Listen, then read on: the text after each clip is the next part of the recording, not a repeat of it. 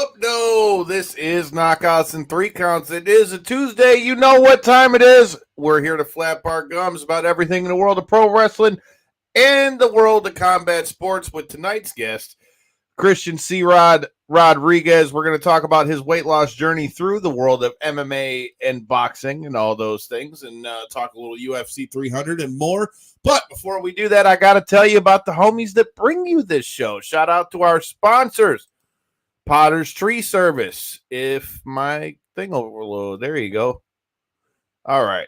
If you're in the need for tree removal, tree trimming, chipping service, storm damage cleanup, walnut logging, or lot clearing, Potter's Tree Service is the way to go. As you can see, here's a rundown and a list of all the things they do here, as you can see in the video, and they can tell you better than I can flap my gums about it. But if you are in the need for anything in the tree removal end of things, Potter's Tree Service is the way to go. You don't need Hacksaw Jim Duggan. All he's going to give you is a 2x4. Potter's Tree Service will get the job done. Enjoy the show. You're going to like the story in this one. This is the Ring of Honor, a.k.a. Shane T, boy, the baddest champion you ever seen, boy. This is Mr. Anderson. This is good old JR Jim Rock, and you are listening. You're listening to Knockouts and Three Counts. We got a new world champion. That might be one of the craziest knockouts I've ever seen in my life. Knockouts and Three Counts is the podcast, baby. It's the real deal, baby. Knockouts and Three Counts starts now.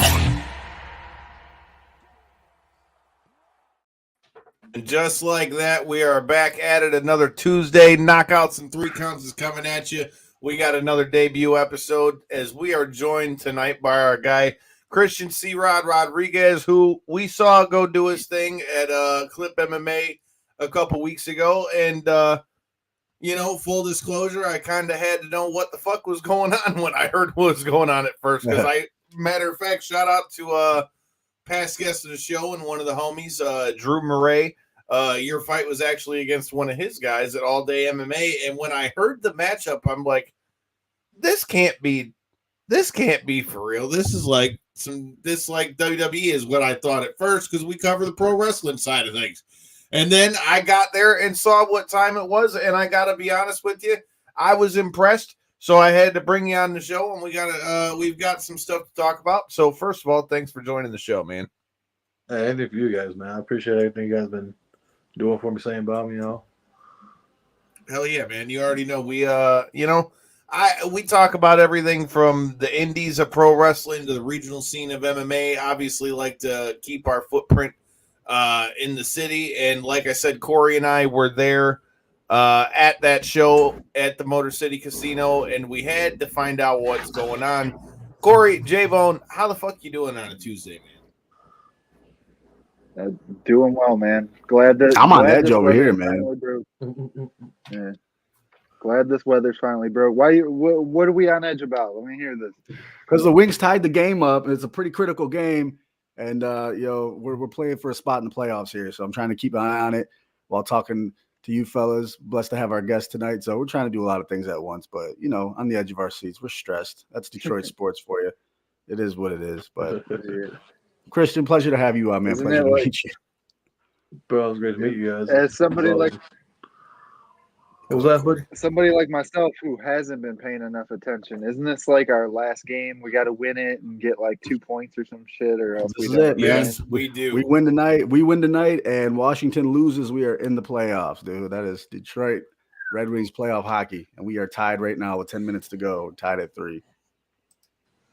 Hey, you gotta love it. At least we're getting a good game. It's not a blowout one way or the other. It's just, and besides, it's Detroit sports we're talking about. Is this any different than what we're used to with the Lions? I mean, they could have won the damn playoff game we had with no problem. Yeah. And look what they did. Yeah. We started out looking like we was gonna kill the Niners, and then look what happened. What up, though, Donald? What's good? Donald, why do we gotta be mofos though? But I mean. I was about to say. You know what? We won't get into all that. I was going to say, I've got a comeback that I usually say when people call me a motherfucker, so I won't say that on the show. But that's not why we're here. Like I said, I got introduced to you and what you had going on when you fought at Motor City Casino a few weeks back. Before we get to that and get into what you're doing right now and your journey of weight loss and all these things that you're doing through MMA and kickboxing and all that, let me start from the beginning. From what I understand, you had a background in fighting before we got to where we were at here. So tell me how you got into the fight game in the first place, what attracted you to it. Talk to me about how you found yourself into the fight game. Well, I always been a fighter, man. Like, I'm not like one of those guys who's like, oh man, I've been fighting all my life. I can street fight. No, I'm like I can legit I came into Bay City. I was like 4 or 5 years old. We was in kindergarten. Me and my brother went to the same school together, and you know what I'm saying. He'd be in the back of the bus just getting me to fight kids. You know what I'm saying? Like so I just been kind of rowdy since school. And then after that I started doing Taekwondo as a kid. I really took to it, but it got expensive and started fighting in like school. We go fight in the bathrooms, whatever, locker rooms, board game closets. Then once high school hit, I got a street fight, and then I kind of couldn't really keep doing that. You know what I'm saying? Like I got suspended. People are like, you keep fighting like this, you end up in jail. So I by the grace of God, I sprained my ankle, so I couldn't do my Taekwondo anymore, and I found myself training at the YMCA, just punching the bag. And I met my first boxing trainer when I was about 15 years old. And after my ankles all healed, I started boxing my first year boxing. I went, and I had a lot of walkovers because people were just scared to fight because I was just built like a brick shit house. You know what I mean? I was a big man. Always have been. And once I got fighting, I lost my first two very controversial fights. Then I won my Golden Gloves right after I walked over for Silver Gloves. So I was like still 15. I won my junior Golden Glove title, and after that I was kind of in and out with fighting. I got my title. I wasn't really like too big on it. I kind of stuck with it as a hobby to teach people. I was big on teaching folks because I was studying law enforcement. I wanted to make sure whoever's studying with me is they're good at subduing people, because police look bad when they're doing too much. When they're undereducated, they can't operate right. Where if you get like a skilled martial artist to isolate a person, an arm, neck, whatever, I just wanted to train police officers. But There it goes. yeah, my bad. I wanted to train military personnel growing up in high school, and when I got to college, I got ballooned up to like 450 pounds, maybe 500 again, and I lost 150 to 200 pounds. I got down, and I was about to fight, and the Golden Gloves, and then quarantine happened, and I ballooned back up. Because before then, I came out of college.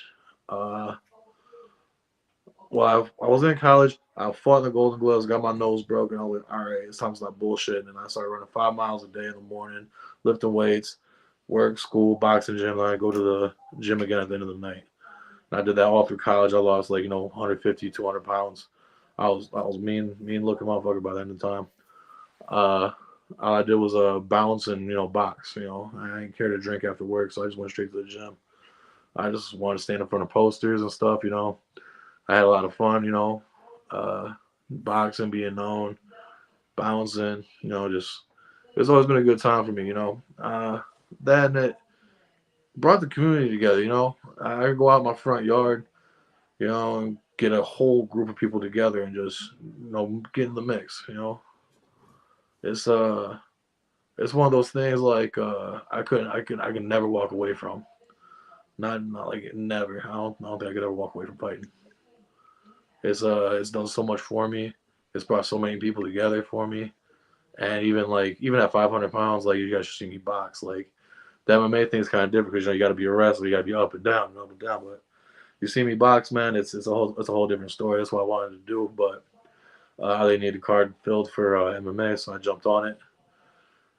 But I'm trying to cut back. I'm fighting again. I'm gonna lose that same 200 pounds, even more.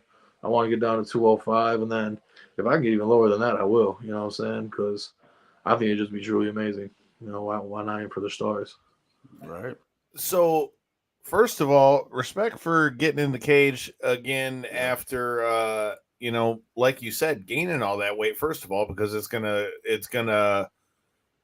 affect your mobility and all those kind of things. But I mean, just at that point, the courage to get back in there. Talk to me a little bit about that. I mean, having the background you had, like you said, with Golden Gloves and all those things as you get in there, what made you say when you ballooned back up? I know you said that you could never really leave fighting, but what is it that made you say, okay, I'm going to use fighting to be, my way to kind of navigate this whole weight loss thing? Because anyone that knows a fight camp knows you're going to sweat your ass off in a camp. I mean, I'm small, and when I went through boxing camps, I sweat so much that I didn't even know that I had. So I can only imagine, in your case, how that's going. So, first of all, tell me what made you say, okay, this is how I'm going to go about getting rid of this weight. Well, when I first started with Taekwondo, it was always, fitness first. How you gonna lift your leg if you can't lift your leg? You know what I mean? You gotta bring that knee up to the chest, then you gotta execute a shoot out, snap at the knee, And if you're not doing the exercises that are gonna make you able to do these certain, moves, you're either gonna make it look bad or you're not gonna do it at all, you know what I mean? Or you're gonna hurt yourself doing it. So what really got me into wanting to fight my way back into, get back into fighting shape is my doctor said I'm either gonna have to lose the weight on my own or I'm gonna have to get surgery. And my doctor seen me, lose weight before like crazy, and he truly believes in me, and that's where it really started with. And it was really for my doctor, and that shows, like one of the snowball, like of people who just like inspire me to do this. And you know, the fact that the doctor didn't just, yup, you're fat, get in there, go get surgery. He said, he looked at me, he said, you can do this. And I took it to heart. And I hear from my pop all the time, my whole family, you're a great fighter, but my pop especially, he said, you're one of the best trainers out there, like, because I am. I mean, when pro fighters came around to my front yard, he saw me out there kickboxing everybody, boxing everybody, when pro fighters needed work in Tri-City town for a while, man, they came to me because I was the only guy in the gym. So I took that in a memory, you got to remember who you are, where you came from. And, my pop said,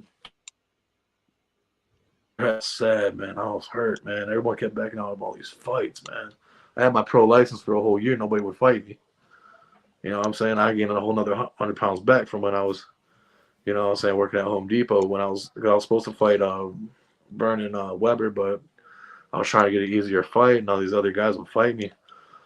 And just really shot me down. And that's when I was like, fuck it, man, just give me the amateur shit. I don't even care anymore. Like, I just want to fight. I'm back up to like 500 pounds. I was just fought 430. I felt like I could have handled my business boxing at 430, no problem. And then I ballooned back up, and I'm here now. And my dad said, that day he said, you gotta live your life like there ain't no tomorrow.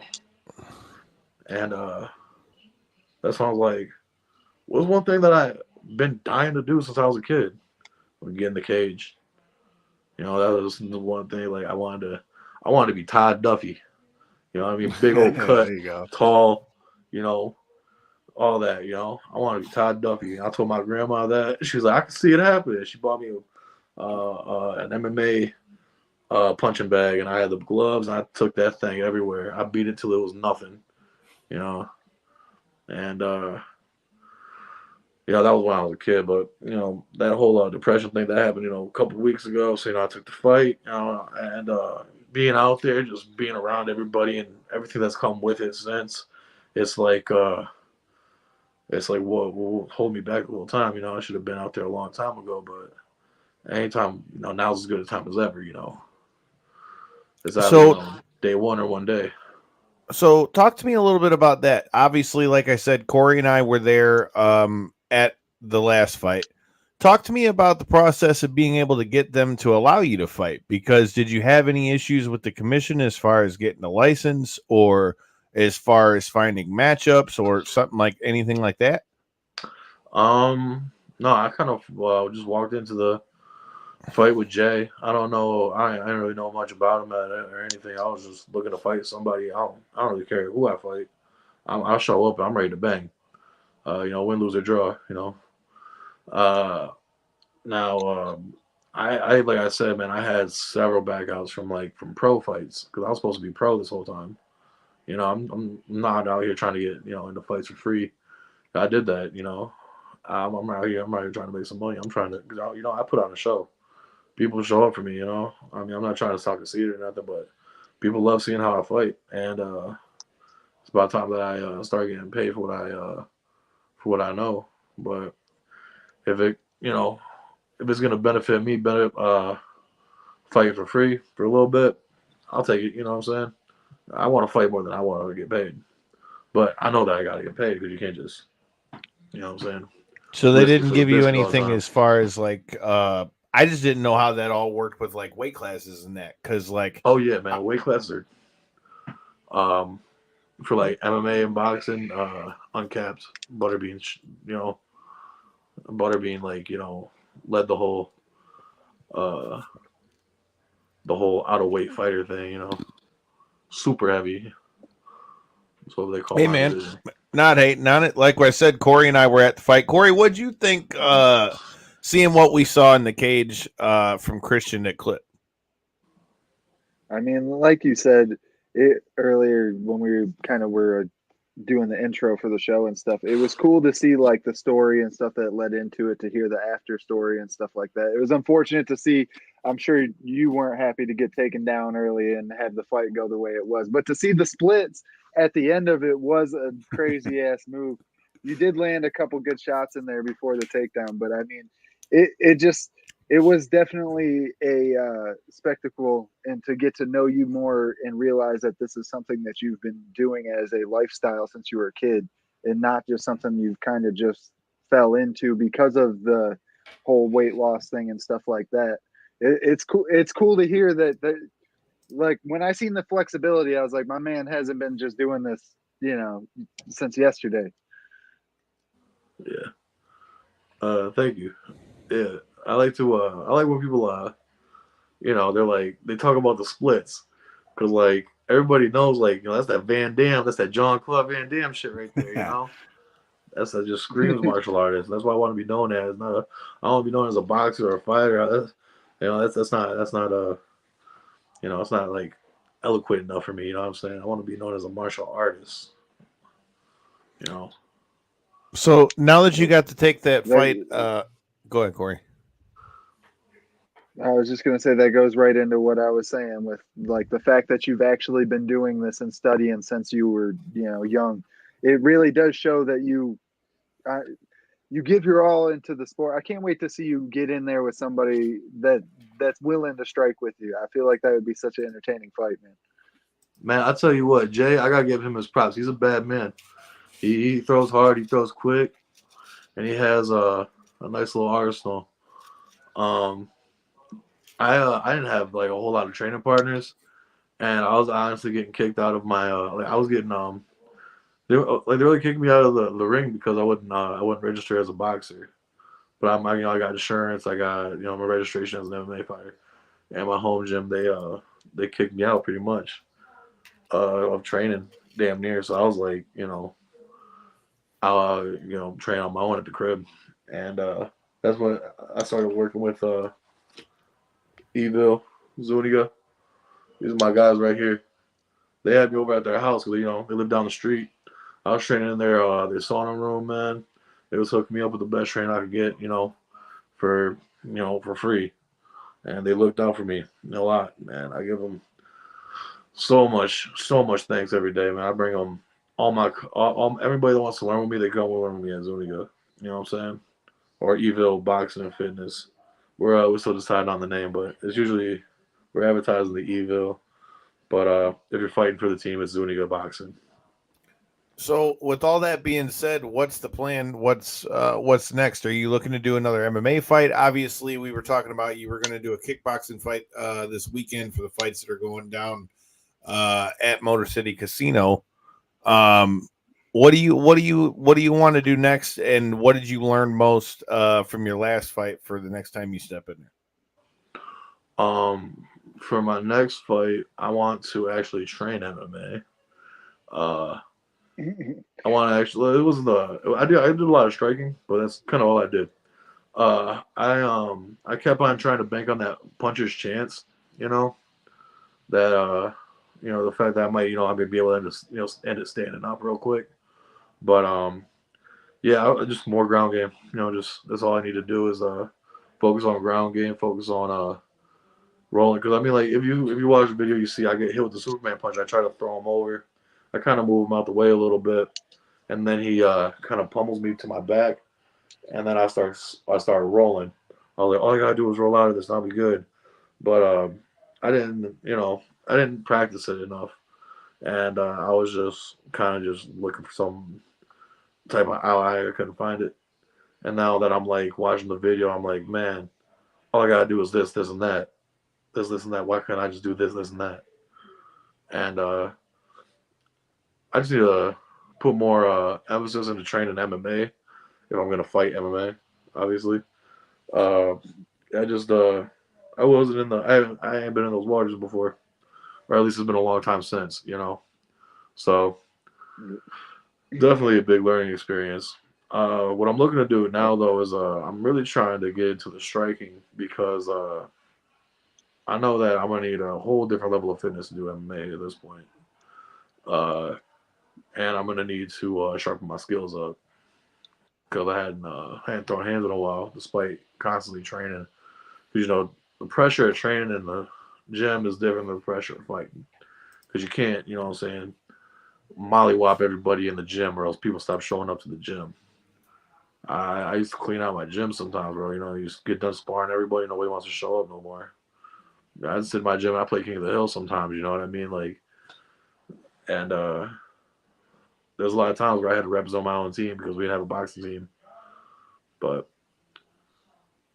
yeah, well, always through to come through it all day, man. Hell yeah, all day MMA. I'm about to slide through here. I've been getting so many guys at my gym right now, but as soon as I got a nice couple days, maybe like a Thursday, Friday, I'm gonna slide down there for sure. Because I go down to Pontiac too for smash hit kickboxing. Those are some real good guys out there that help me with my kickboxing, cardio kickboxing. They got me up there with the it's usually like the ladies, it's soccer mom stuff, but it's a good workout. And then we do mitts and sparring in the basement, not in the basement, but in the lower level. And I love it, man. It's a good workout. Sometimes we get some dudes in there, but a lot of people can't hang with that. I'm saying, that constant punching. See, it's a real meditation when you get to working like that, moving strikes out your body, just that 3. Hell yeah, the Red Wings scored. Let's go. Hell yeah, on top of the Red Wings. So I got a quick question. What's like your? I know you mentioned 205 earlier. Is that your goal weight as far as like your good fighting shape? Would that be it for you, or what are you thinking? No, I want to go down to I want to see myself at 170. Okay. I want to see what that's like.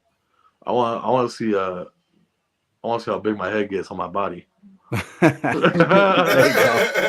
you go. I want to walk around like a lollipop. How tall are you? I'm only 5'10". Okay. My homies will argue and call me 5'9" though. Yeah. I just think it would throw a lot of people off, especially a guy at your weight, for you to be that flexible going down. Like, as you gradually lose weight, you're going to get more flexibility, and it's gonna. It's really going to just throw everybody's game off as far as. Plus, you already got the striking now. Like, you know what I mean. The boxing's there, so if you can keep that power and then groom flexibility into it, that's gonna really throw off some people. So at 300 pounds, man, I can do capoeira. There you go. I've been teaching a lot of guys at the gym a little bit of capoeira, a little bit of Muay Thai, some Taekwondo.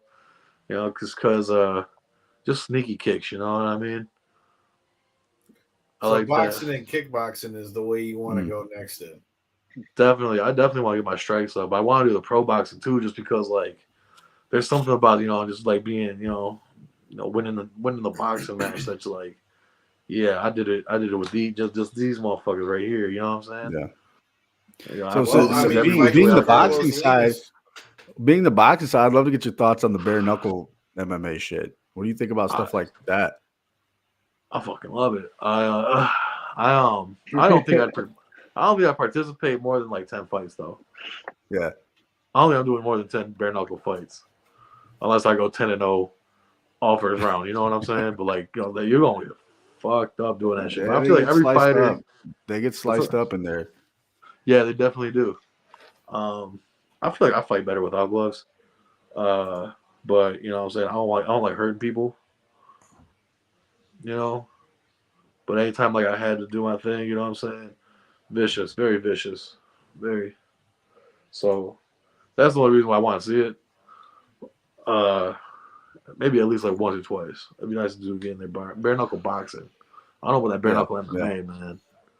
Bare knuckle boxing. You're already catching like naked elbows and knees, so I mean, what's the difference in catching a bare hand? But yeah, I'd probably do that shit. I'm not gonna lie to you. Let's see how big. Put your hand up. Let me see how big Let me see how big those paws. Oh yeah, those things put you down, dude. Look at that. There. Well, hell yeah, dude! I'm looking forward to seeing it. Whether it's in a boxing ring, kickboxing, I'm with it, bro. Like I said, we'll have to stay up and see what you got next. Corey, you and I had quite the eventful of weekends as well. I mean, shit. I've been like pretty much on fumes since last week. Those of you guys who follow the show know I just got back from Philly from WrestleMania that weekend. And then when I come back, I worked 2 days. Friday night, we were at SmackDown, Ring the Bell. And then Saturday morning, we were at the Comic-Con. And then Corey and I made the 3-hour drive to be on the commentary for Lights Out Championship 15. Shout out to Mondo Gutierrez, last week's guest, getting him a dub in the co-main event. I still stick by what I said. I don't know what happened with that fight with Miguel. They both won. They both won. Yeah. I don't know, man. Like I said, I thought Miguel won as well, but hey, I think that they're going back and looking at that fight. But all in all, man, probably one of the bigger arenas we've gotten to do commentary in so far. Shout out to Matt Friendo and Lights Out Championship. It was a dope card. And then shout out to past guest of the show, Brett Martin, getting in there and getting him a dub after being off for 3 years as well. So we had quite the night of fights. What'd you think of Lights Out 15, bro? I thought it was awesome, man. As always, it's always a great time being able to call them fights. I'm still recovering from being so fucking tired from that drive home, though. That was cool. Sitting there. I'm driving the whole way, talking about I'm tired. Hey, all right, make me sleepy too. Yeah, and I'm dragging that shit out a couple days. I'm tired of shit still. But that being said, man, it was a great time. I was trying my best to just, like I always say, add what I can to the commentary and not feel as though I'm taking away from the experience of watching those fights. Hopefully I did a good enough job of doing that. And other than that, man, like you said, shout out Mondo for a really good performance in that co-main with the Stone Cold Steve Austin ender finisher, or whatever you want to call it. Hell yeah, cracking him a couple Coronas on top of the cage. Yeah, that was a cool experience, man. Main event was good as well. It was a good night of fights, I thought. What about you? Can't argue that, man. Always a good time to get in there. It's good to see the homies get back in the cage, and especially after long layoffs. Like I said, it's cool to do it in new places, and all in all, it was a good time. Make sure you check out the fights on Spectation Sports. Yeah, man. And then Sunday we go back and you can check it out now. If you guys are new here, make sure you hit that subscribe button. But we got to chop it up with the bro, the super king of bros, Matt Riddle, Sunday afternoon as well. That's live now on the YouTube channel. He talked to us about riding camels in WWE and that he'd like to come back and fight again. And he gave his thoughts on fighting bare knuckle as well as talking about what he did with our friends over at Combat One. Lots of good stuff over there in that one. What he did on Saturday, Kyle. Let's not What'd you forget say? what he did on. Let's not forget what he did on Saturday at Astronomicon. He was kicking that dude in the balls. Oh yeah. Wait a minute. So if any of you guys have never seen it, we do have video of it. So Yeah. this guy, if you've ever seen him on YouTube, the guy goes by Big Gucci Berry, right? The guy like gets kicked in the nuts. I don't understand what the thing with it is, right?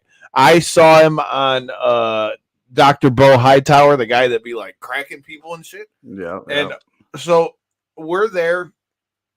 And like I said, I was we were gonna interview Matt Riddle, right? So I go, hey man, just shooting the breeze, whatever, trying to set everything up. And then I'm like, I thought that's that motherfucker. And I couldn't tell why I knew who it was. And then he hands me his phone and goes, hey, can you record this for me? And then it dawned on me. He looked back and he goes, we're and about to have what's crazy some about fun. it is he kicked him in the nuts not once, not twice, but 3 times. And this man didn't drop, didn't fall, not a yell, not a scream, not a nothing. See Barely the look even of flinched. concern on Riddle's face. He was like hit him, and he looked like the first one he put it in. Dude, there, he got him 3 straight ones in a row. It's like what? I've never seen that guy, Kyle. You kind of put me up on that guy, and I was like, what the fuck? Like that. And you went down the wormhole, You mean didn't you? me? No, I thought about it. I thought about. He said, "I thought about it." it." You know what? This is not something I really want on my browser history, so I just decided not to. Bro, I'll fill my browser history with all of that. Send me the link. Holy shit. Add me on Wow. Facebook, bro. It's on my Facebook page. I uploaded it. It's Big pretty Gucci wild, Berry. not Check gonna him lie. out. My man must have like the nuts of steel because like Matt Riddle, like for those who don't know, ex-UFC fighter, WWE wrestler, all that shit. He gave this man like 3 straight ones right to the nuts. And my man's didn't flinch, not a yell, not a oh shit, not a nothing. No, and I'll quote him. The first one was like, "Oh, you can do it again." So Riddle did it again. He's like, "Oh, that was all right."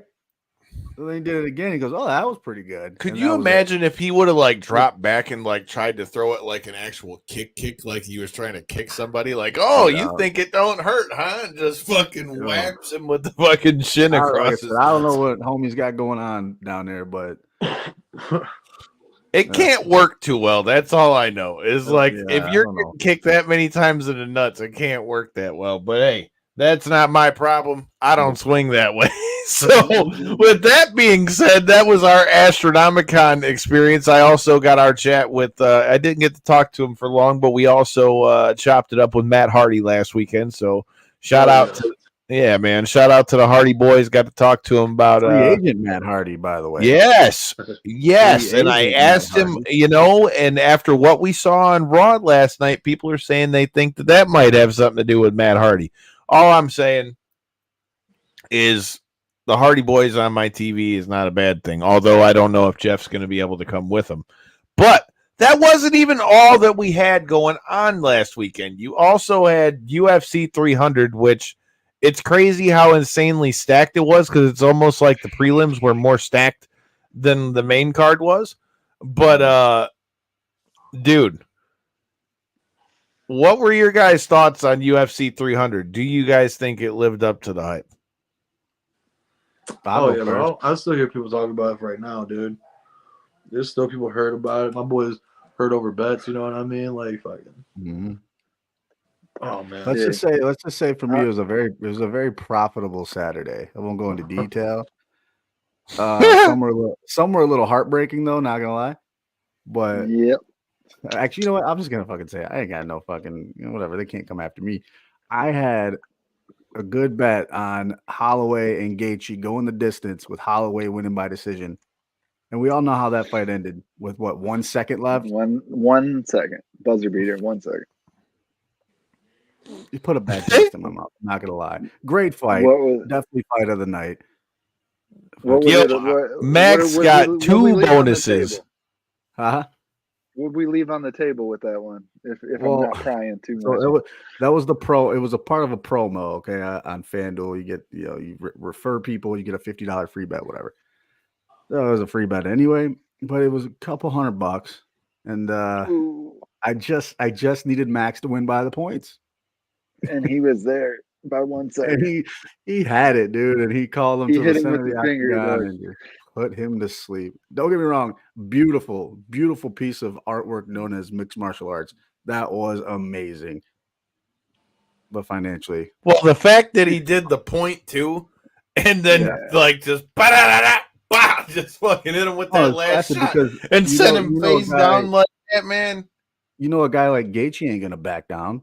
You know he's gonna stand there and bang with him, and he suffered his wrath, man. So That wouldn't hurt my soul, dude. Because like after meeting Max Holloway, I became even a bigger fan of the guy. Like I can't not like that dude, but like I mess with Justin Gaethje, bro. Justin Gaethje is a dog.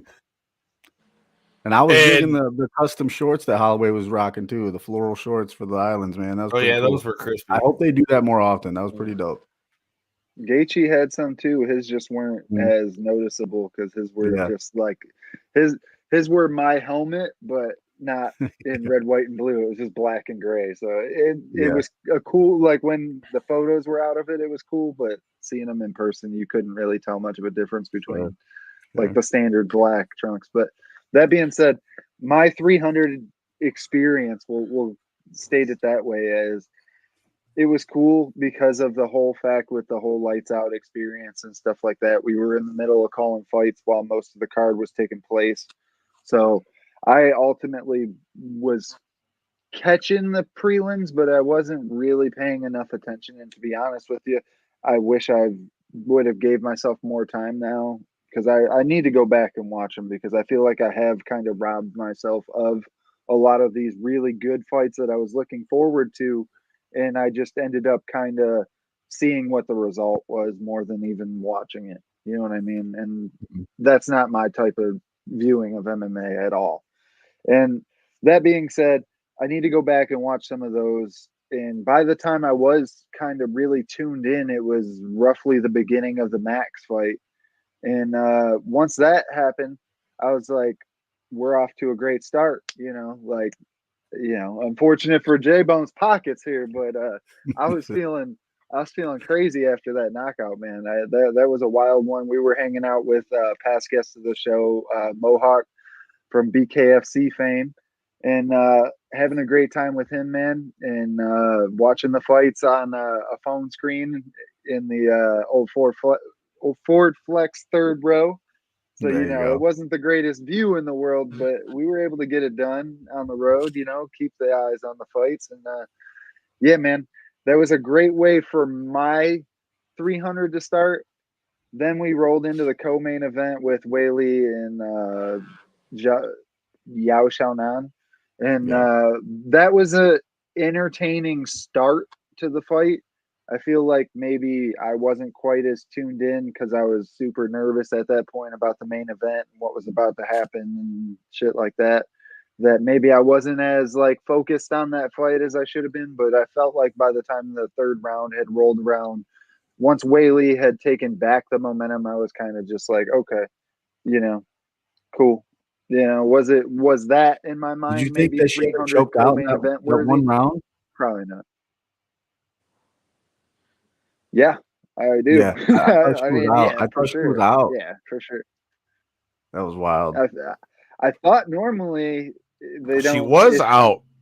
Yeah, I thought normally if they appear to be out, they just waive the fight, but they gave her the chance to get her, feet back under her with the minute's rest. And like I said, she kind of took the momentum there in that second round. So if anything, maybe it put her on her game for a little bit, as crazy as that sounds. But either way, I felt like that fight could have been a fight night main event in China. Do the new market right. Sure. Do a solid. It would be an odd time for the U.S. fans, so put a title fight on there so people will care enough to actually tune in, and put an event on over there with the two Chinese athletes competing for the belt. In my opinion. That being said, it was still a great fight. Just we could have did the Max fight in Justin was more of a co-main event than that was, in my opinion. Yeah, You just had a belt attached, and because of the success of the women's division in the UFC, I understand that they have to have some type of big showcase event for the women at the top end of the card. But I don't know. I just felt like it lost its luster after about the third round. Was my opinion on that fight, and then of course we got the main event. That I'm just gonna say I'm not talking about that. It didn't happen. We're moving on, right? No, that being said, man, that one fucking hurt, boy. That one hurt the heart. Hate to see. I mean, like I had said on the show a couple months back, Jamal won pay-per-view of the year for me just because of how much it meant to see somebody that I've shook his hand, had conversations with, realized like the whole man-to-man thing. And to see him go down in injury, then to him still, in my opinion, rush back, whether he looked good before he got fucking KO'd, he looked good. So I guess he didn't rush back because he was eating leg kicks, throwing leg kicks. He was fighting a Jamal fight. And then unfortunately he got fucking clipped by one of the best strikers in the game who did, when he threw that one shot, that thing fucking looked like lightning, dude. You had to watch the replay to catch it, how quick that fucking left hook came across. And the whole sequence with the nut shot, I'm gonna wave off Herb Dean, and then I'm gonna basically throw a fucking hell of a left hook. I mean, I think that was part of the issue. Is I think maybe Jamal got a little distracted in the whole sequence and wasn't necessarily on his P's and Q's about what he needed to be, where he needed to be and what he needed to be defending against in the moment. He did get caught essentially while throwing a shot, so it was a counter. But that being said, man, it just fucking hurt. And I'm sure Kyle can attest to it. Our ride home got a lot quieter after that moment. We were about an hour and a half into a 3-hour ride, and all of a sudden neither one of us wanted to really say shit. And it's just, it just sucks, man. If anything, I think we were really, like, if not in Grand Rapids, his, like, adopted hometown at this point, we were no more than 5 minutes out on the highway when it all went down. So it was like, it hurt, man. It hurt. I ain't gonna lie. I'm glad he's in high spirits about it. It's always good to see from the fighters that you care about and shit like that. But I just hope the best for him. And like he says, man, is what it is. It's a fight game. Shit happens. Move on to the next one, and we'll see what he is able to do in that next one. That's all you can do, man. Yeah, man. It was. I've went back and watched all the prelims. I didn't buy the pay-per-view because I already know everything that happened with that. But I went back and watched the prelims. Kayla Harrison is a fucking savage. And I think she might be right when she said she might be the champ by the end of the year. I'm just putting that into the ether. But, total domination. Yeah. Not if I remember correctly, I think I seen the strikes. Did she literally have 0? Was it 0 strikes? I mean, Kayla mauled her, bro. Yeah. I mean, to Holly's credit, she was able to reverse the first. I remember seeing something on the screen that at one point read she me had off these 0 fight stats. Go on. I mean, to Holly's credit, she was able to reverse the first takedown that Kayla got. Like, Kayla got a throw, and then Holly was able to roll through. But man, Kayla put it on her, bro. And then by the time she got that rear naked choke, it was almost like it was a quick tap. Like, Kayla Harrison's a problem at 135. I don't give a shit who's got the belt. Zero strikes till round 2 at 357. And then she landed 7 strikes in under a minute and a half, but then she got put out. So 7 total strikes in that fight. Wow. And that was Kayla over Harrison, 2 and 68. That 68 was in to a, 7. when did it end? Round 2, minute 47 in.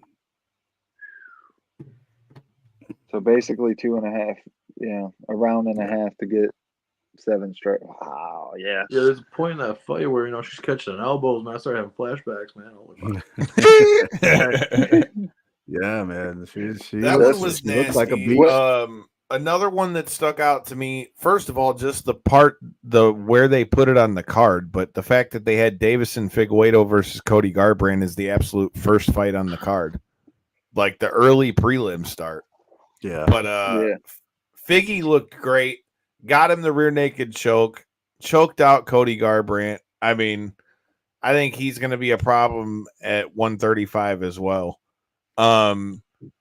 All in all, man, there were a lot of good fights on the prelims. The main card, what can you say? But Max Holloway did his damn thing. But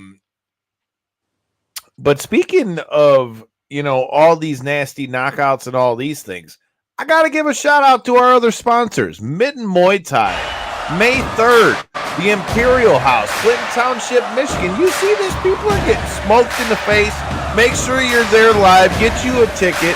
The link is in the bio. Make sure you check it out. And if you want to scrap, shoot them a line. But, I yeah, love that man. little promo for the record.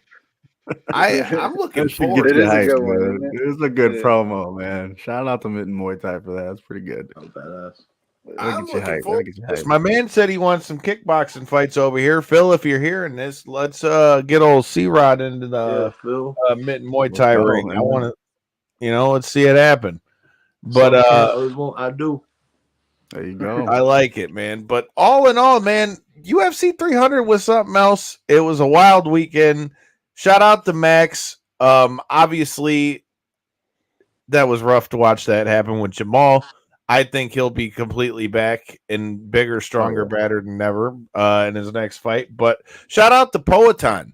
Let's not take anything from Poatan either, dude. Like, can we talk about what this man's been able to do in 12 or 13 MMA fights? He's won titles in 2 weight classes, knocked out multiple former world champions. Like, dude, this man is on a run right now. And to be honest with you, I don't know who the hell is going to be able to beat him at 205. Even Yuri, with as much as Yuri was getting hit in that fight that he had, I don't know if he stands up if it's Poatan throwing those. Well, Yeah, I don't Yuri think he already lost to him in his last fight. Yuri stepped up and did the same thing, kind of tasted the same defeat. And that's what I'm saying. After seeing the fight that we saw. Yeah, I mean, to your point, Kyle, he's beat him. He's beat Jan Blachowicz, who's also a former champ. Sean Strickland, not a former champ at the time of the victory, but now a former champ. I mean, Izzy, basically ever since he moved into that fight with his first Israel Adesanya fight, he's fought nothing but champions since and came out almost unscathed other than the one knockout to Izzy.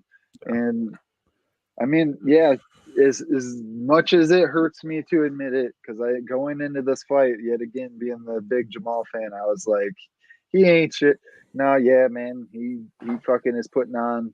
He really is. And I understand the amount of respect that's being dished his way now, where before I was like, I feel like I still feel like there's holes in his game that just need to be exposed by the right type of matchup.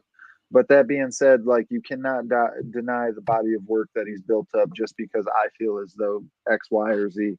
He's still built up this incredible resume over top tier talent and clearly been able to show it time and time again. So I don't know, man.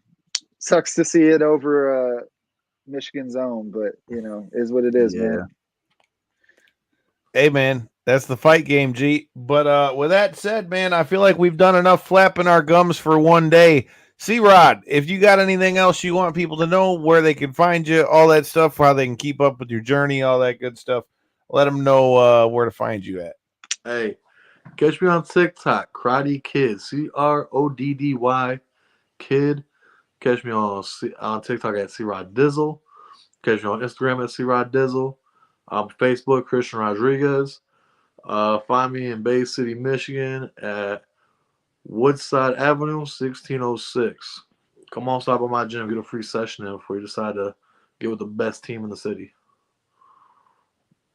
You Love it. heard Oh, it. yeah. I'm talking about. This Thursday, we're back at it. 9 p.m. We've got Zach Call from Downstate. Right, that's Downstate, the guys who did the Bully Beatdown theme. They did Cody Rhodes' theme. They did the Miz's theme. They did Cardona's theme. They did a bunch of themes. We're going to talk to them about that, talk to him about the success of Kingdom as it's number 16 on the charts right now. And all that stuff coming this Thursday. And then next Monday, yes, I said Monday, we're going to be joined by our guy Mitch McKee before he's in the main event for LFA next week. So all the more reason that you got to hit that damn subscribe button. Until next time and in the in-between time. Check out that chat with Matt Riddle. Check out the stuff with Matt Hardy to come this week. Until next time and in between time. Peace.